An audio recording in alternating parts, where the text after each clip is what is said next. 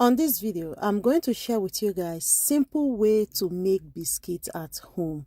Mothers with little kids, this video is for you. With the way things are expensive in the market, you need to start making your own, okay? Watch the end and also help me to share.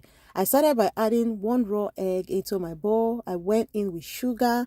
This is about 5 tablespoons of sugar, and then I mix it up nicely like this. Once I'm done mixing it like this, next I'm going to be adding coconut oil. You can use sunflower oil, groundnut oil, whichever one you have.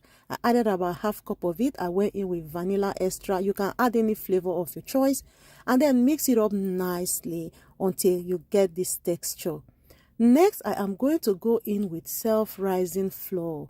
You can use any other flour you have. If you're not using self-rising flour, add baking powder on it, but because I'm using self-rising flour, I'm not going to be putting baking powder. So I filtered 2 cups of self-rising flour into it, and then I'm adding 5 tablespoons of pig milk, dry pig milk into it, and then I'm going to mix up the ingredients nicely.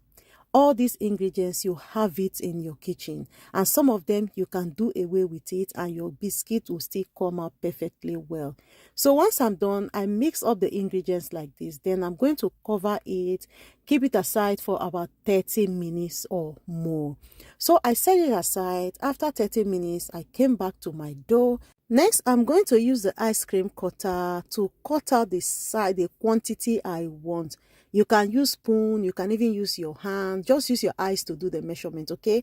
And then I use my hand to mash it up like this, roll it up like this. So you can do any design you want, any shape you want, whichever one you can do.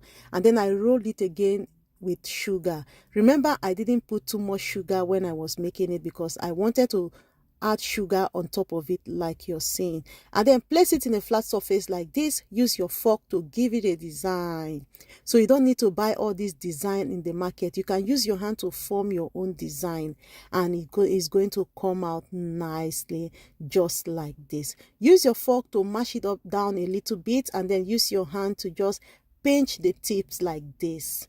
This is how it's going to look, and then I bake it in the oven for about 15 minutes. I set the oven 150 degrees, and then that is it. My biscuit is ready. This is really simple and easy to make, guys. Try it, you are going to love it. I always bake biscuits. When I run out of biscuit at home, I will just go to the kitchen and make another biscuit instead of buying from the shop.